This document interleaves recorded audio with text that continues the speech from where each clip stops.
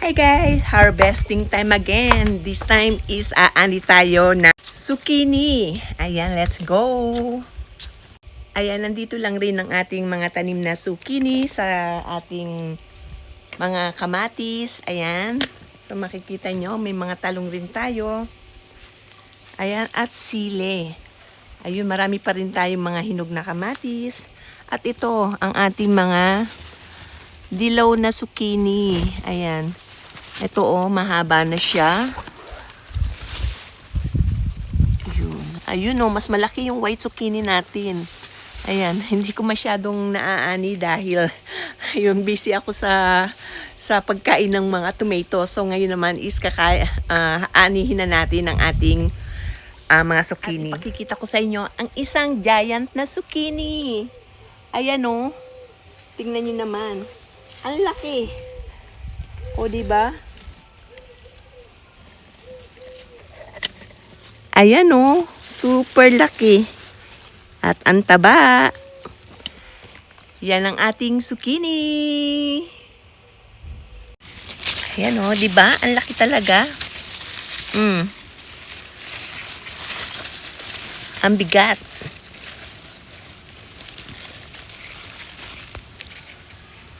At ito pa yung mga ibang maliliit pa.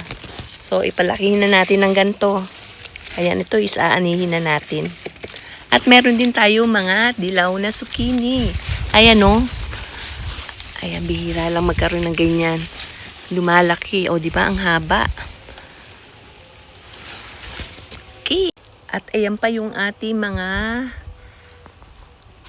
sili. O, di ba? Hitik na hitik din. Pati na rin dun, Ayan. Ang ating mga talong, ang dami. Ayan. Ayun pa. At dito naman sa tabi ang mga naghinugan ng mga kumpol ng kamatis. O di ba? Napaka sagana ng ating mga ani ngayon. Ayun, natumba na sa bigat. My God. Kailangan natin tanggalin yung bunga na yun.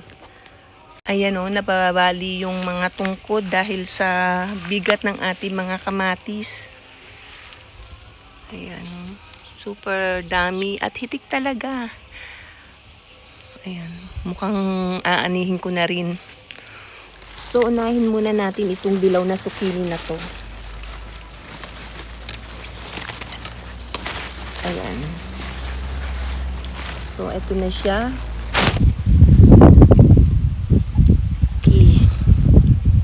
Itong mahaba is kunin na rin natin. Teka.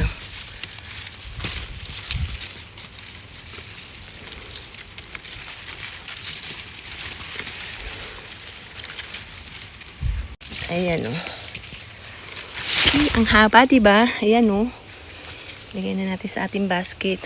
Ayan, tignan nyo naman kung gaano sinakop yung ating basket. Ayan, mas lalo na to ang ating white zucchini. Napakalaki talaga. Ayan. Okay. Ayun yung mga maliliit pa. Mas maganda kung palakihin natin ganito para sulit, di ba? Ayan Ang laki. Ayan, 3 zucchini lang yung ating nakuha pero talagang hitik na napuno na yung ating basket.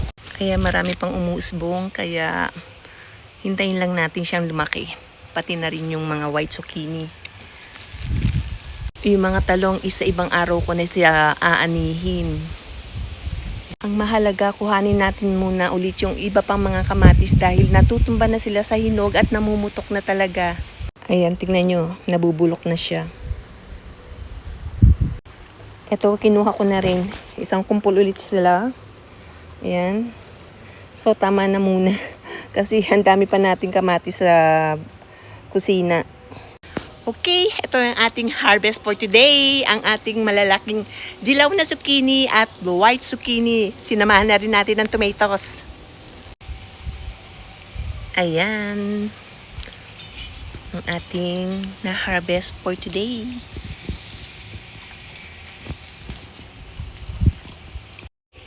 Okay, ayan ang ating masaganang garden. Nahitik na hitik sa mga bungang gulay at meron na rin tayong mga prutas.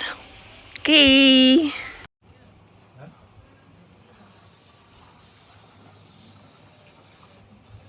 Ayan ang ating lulutuin. Igigisa natin ang ating zucchini.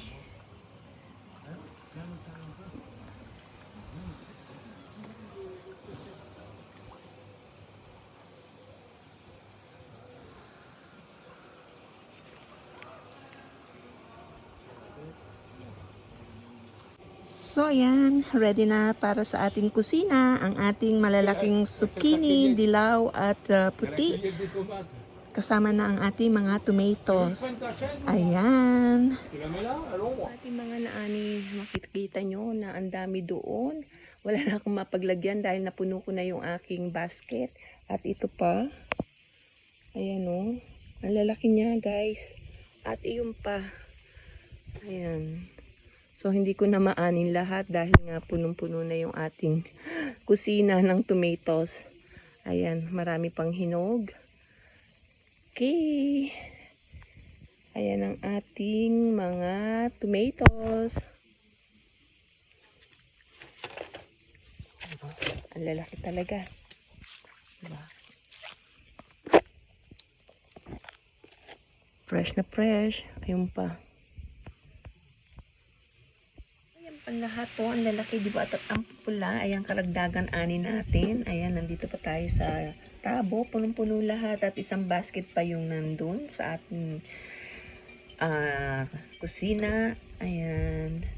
So, marami talaga tayong ani ngayon.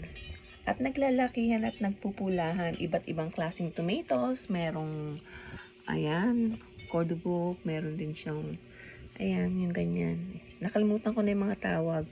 Pero lahat sila is makakatas. Meron din siyang parang violet. Ayan. At dilaw.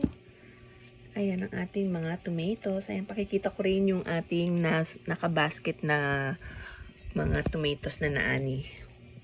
Okay. Guys, ang ating mga naaning tomatoes. Ayan, ito yung ating cream noir. Ayan, makikita nyo na nagbitak-bitak na siya dahil sa sobrang hinog. Kaya kinuha ko na karamihan halos sa kanila. Kaya iyan ang una natin kakainin kasi mga bitak-bitak na. Okay. Ayan, gawin natin salad. Ating cream noir. Ayan, makikita nyo na nangingitim-itim ang kulay niya. Ayan. So, ayan na. Ready na yung ating tomato noir with young onions. Ayan. Kain na na. Yummy.